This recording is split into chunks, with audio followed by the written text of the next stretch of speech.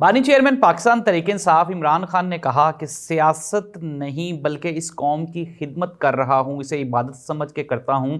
मेरा जीना और मरना इसी मुल्क में है। ये मुल्क छोड़ के किसी भी कीमत पे इस मुल्क से बाहर नहीं जाऊँगा। उन्होंने कहा कि नैब तरामीम करने से वाइट कॉलर क्राइम को पकड़ना अब नामुमकिन हो गया है। बानी चेयरमैन पाकिस्तान तहरीक-ए-इंसाफ इमरान खान ने मजीद ये भी कहा कि हुकूमत को नैब तरामीम की सूरत में NRO 2 मुबारक हो।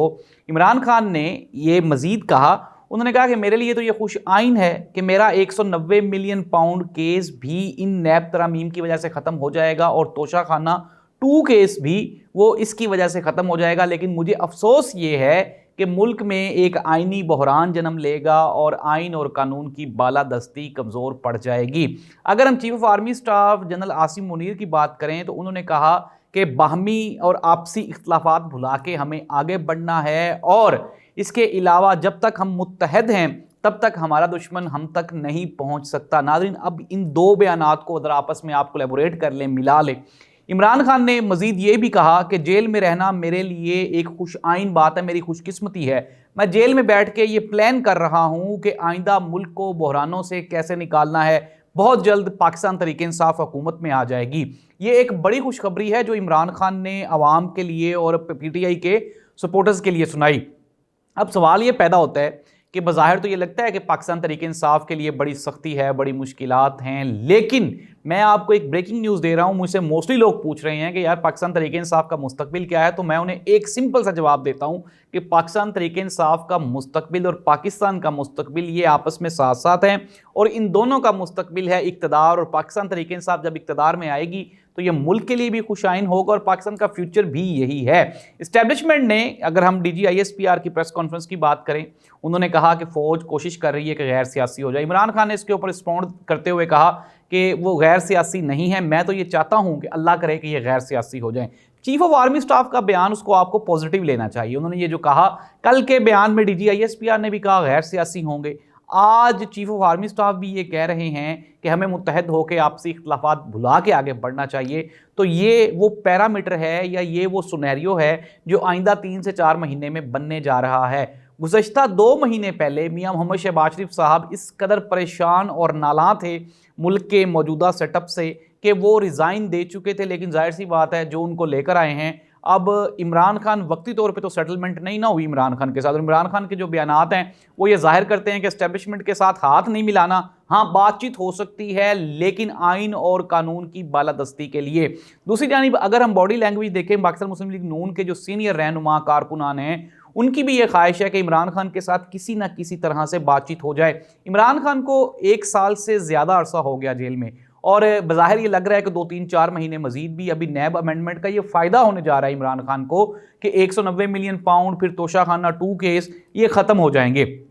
अब सवाल यहाँ पे ये जन्म लेता है कि जाहिर सी बात है, इमरान खान ने बिलाखिर जेल से तो बाहर आना ही आना है और जेल में इमरान खान के साथ जो नारवा सलूक किया जा रहा है, इमरान खान की बीवी को जेल में रखा हुआ है, फिर इमरान खान के ऊपर जो इखलाकी बुराइयाँ और इखलाकी इल्ज़ामात लगाए गए, उसको लेके इमरान खान डिप्रेस तो होंगे। और इसी वजह से यही एक वो आप कह लें कि एक पॉइंट है जो कि मुस्लिम लीग नून की सीनियर क़यादत को परेशान कर देता है। ख्वाजा साद रफ़ीक हों, ख्वाजा आसिफ हों, राना सनाउल्लाह, ये ऑलरेडी जेलों में रह चुके हैं। इनको पता है कि अगर दोबारा जेल में जाना पड़ेगा तो हमारे साथ क्या होने वाला है। मरकज़ी क़यादत तो ज़ाहिर सी बात है, सबसे पहले उनके लिए जहाज़ तैयार होता है, टिकट्स अवेलेबल होते हैं और वो लंदन रवाना हो जाते हैं। पीछे से यही पार्टी के कारकुनान होते हैं जिनको जेलें भुगतना पड़ती हैं और इसी खौफ और डर की बाइस जो नून लीग की सीनियर क़यादत है वो ये चाहती है कि बातचीत हो जाए। नाज़रीन, आपको पूरी गेम में या पूरे स्ट्रक्चर में पाकिस्तान पीपल्स पार्टी का किरदार भी कहीं ना कहीं मशकूक दिखाई देता है। पाकिस्तान पीपल्स पार्टी ये चाहती है कि वो सेव रहे, सिक्योर रहे। सिंध की हुकूमत उनके पास है, इसके अलावा पंजाब की गवर्नरशिप और फिर KP की गवर्नरशिप, फिर उसके बाद प्रेसिडेंसी, ये पाकिस्तान पीपल्स पार्टी के पास है। वो सिक्योर हैं, उनको कोई ऐसा खतरा नहीं है।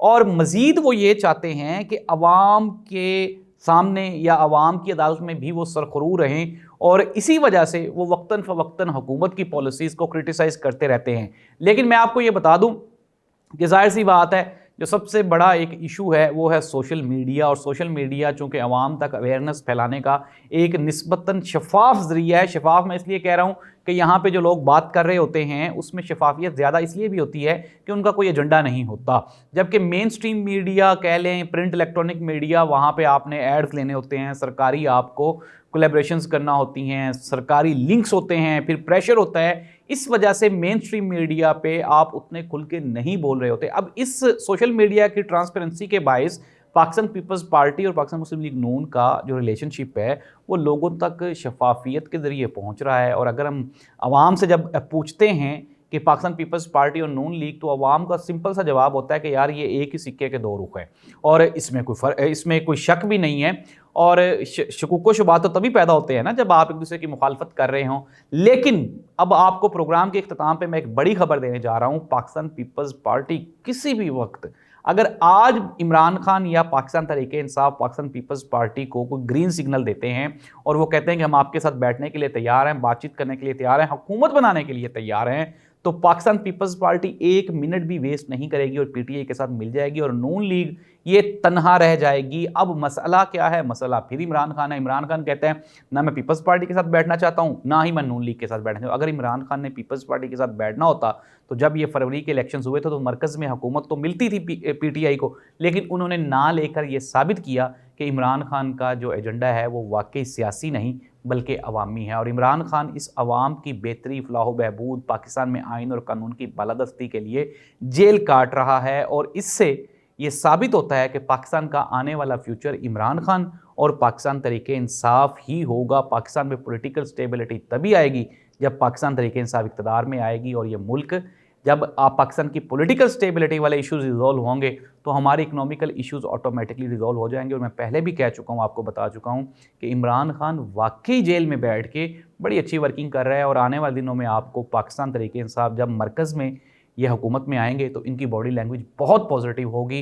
अल्लाह करे कि इमरान खान की सूरत में कोई एक ऐसा सियासतदान, एक ऐसा लीडर पाकिस्तान को मिल जाए जो इस मुल्क को मसाइल से बाहर निकाल सके। अल्लाह इस मुल्क का, इस अवाम का हामी और नासिर हो। अल्लाह हाफिज़।